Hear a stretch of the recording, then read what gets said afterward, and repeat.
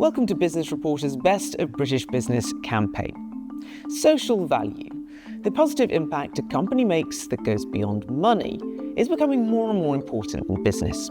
Investors, consumers and the law require companies, especially those bidding for public contracts and applying for planning permission, to deliver positive social outcomes through their projects. But identifying, planning, delivering and communicating social value in a transparent and credible fashion is proving difficult for many organisations. How can they create a coherent social value strategy? And perhaps, as importantly, how can they translate it to a competitive advantage? Well, that's what we'll be discussing with Guy Battle, CEO of Social Value Portal, a company that offers businesses software and know-how to maximise social value.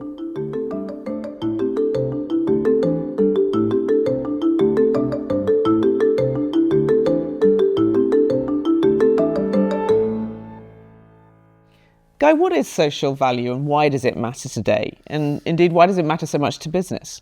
Social value is the new currency of business. It describes the contribution that an organisation makes to the environment, to society and to the economy. And it matters for four key reasons, I think. The first reason is compliance.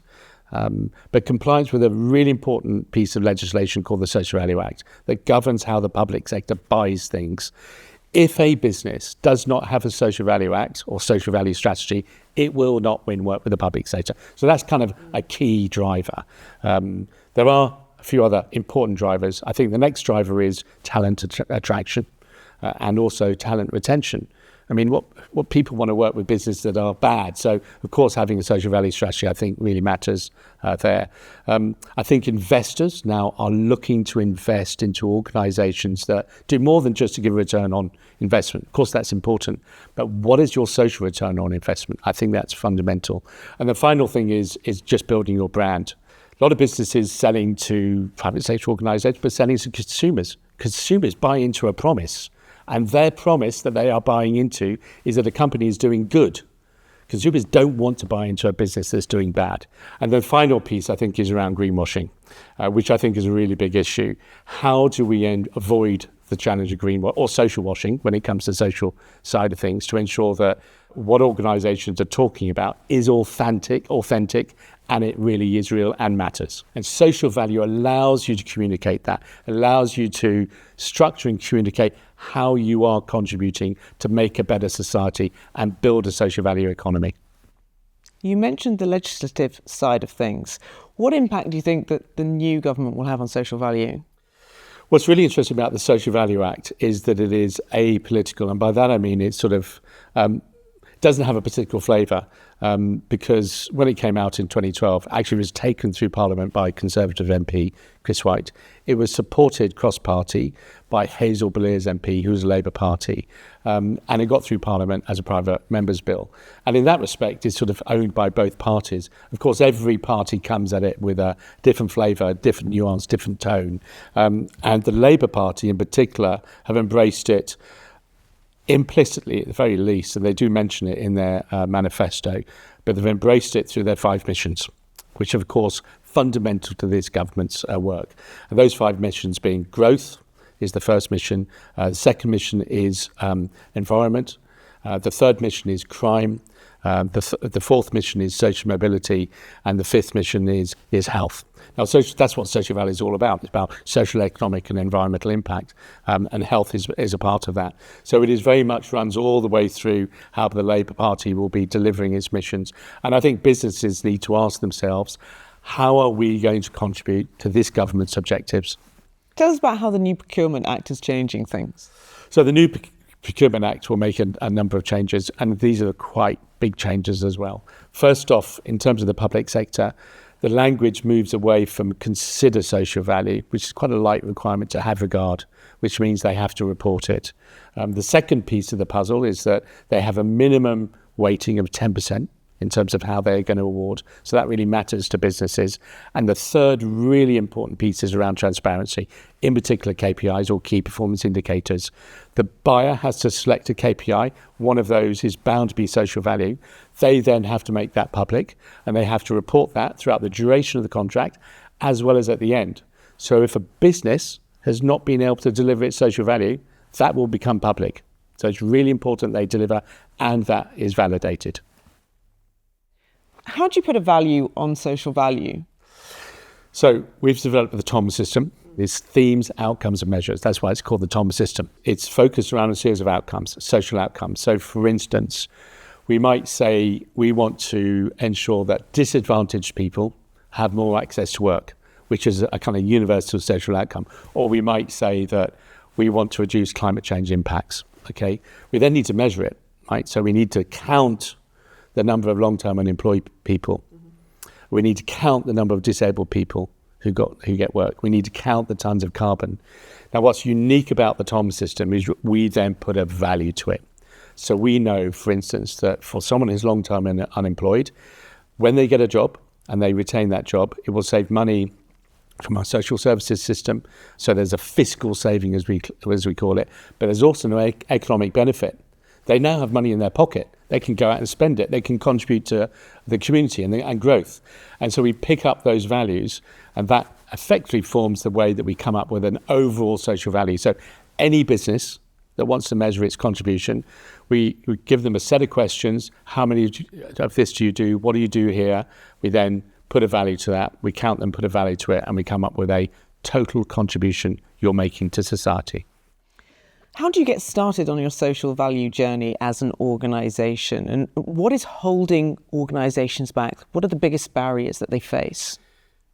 So I think the biggest barriers, and when we come to barriers, there are real barriers and there's myths.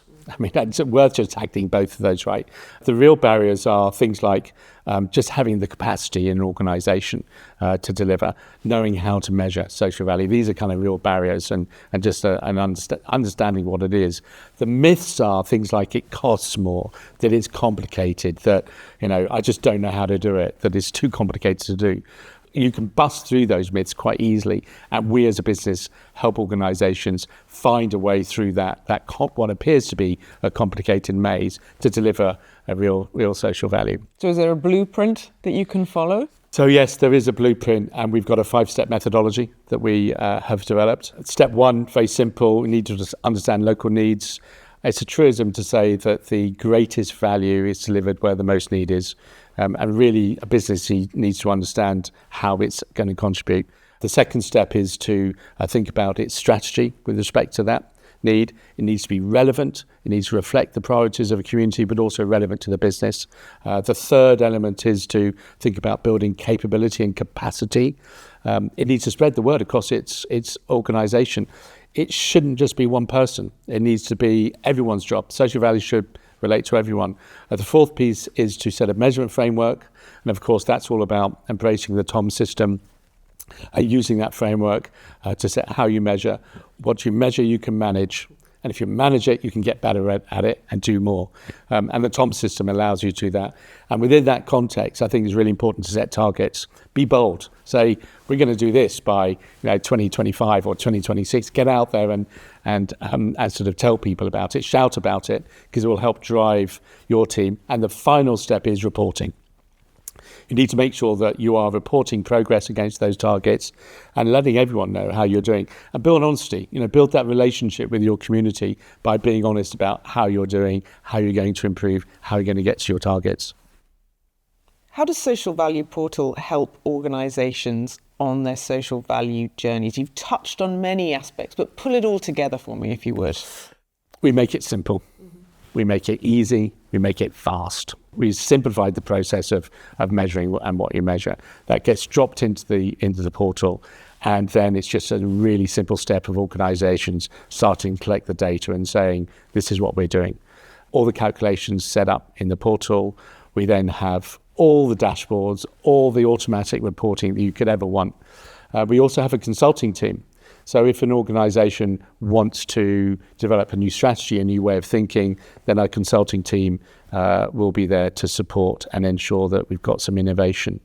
The other thing that we've done is, because we've been doing this since 2017, we've got more data than anyone else around social value. And so we know what good looks like. So when an organisation says, where should we go, Guy? How much should we do? Well, we've got more information. We almost know what to do with, but we can direct people so that they can leapfrog sort of above their competitors. One last thing, and this thing is perhaps for me one of the most important things, and it stands us out from everyone else. If you are using our platform and if you are using the TOM system, we will validate it for you. No one else offers that as a standard. So we see other platforms out there that say that they measure social value. They do not insist on data validation, verification. And so our system and our team validates the data to ensure that whatever an organization is reporting, it is real and it's been audited. And that matters for most organizations, but in particular organizations working for the public sector. And it will become a real issue for Labour Party now, who want to ensure that claims are verified. But also, of course, matters for any organisation that is reporting social value to the markets. You know, we're working with some listed organisations that put social value into their annual report. They're claiming they need to know that it's assured, and we provide that service. What difference have you made? What does success look like for you? I like to think we've made a really big difference, but that's only by collaborating with our customers. I mean, it's all our customers' work, really. That's what matters, and we've helped unlock the value. If you're going to put a number to it, which we do, because we like to put values to social value, we've unlocked over, since 2017, £38 billion worth of social value. That sounds like a big number, right? Last year, 2023 alone, we unlocked just under £10 billion worth of social value. The number's good because it helps some people understand scale. I mean, 38 billion is a large number of values, and it's the budget that many departments from government have, right? So it can make a big difference. And so you understand scale with a number. What's really important, what sits behind it, because what sits behind that is 1,400 jobs for disabled people. It's 100,000 jobs for long-term unemployed people. It's 2.4 million tons of carbon saved. It's 500,000 weeks of apprenticeships. I mean, it's the difference we're making is to people's lives. It's to the planet and it's to communities. The value piece is just so you understand scale. But that's what we do, and that's how we are delivering. Now, we are on a mission. It's great that we've done 38 billion. I'm very happy about that. But our mission is to deliver £100 billion worth of social value by the end of 2026. And that's what we're doing with all of our businesses now. So I ask businesses, anyone watching this video, join us. We want to work with you. We want to change how business works, how we want to build trust in communities, and we want to deliver the social value economy. Guy Battle, CEO of Social Value Portal.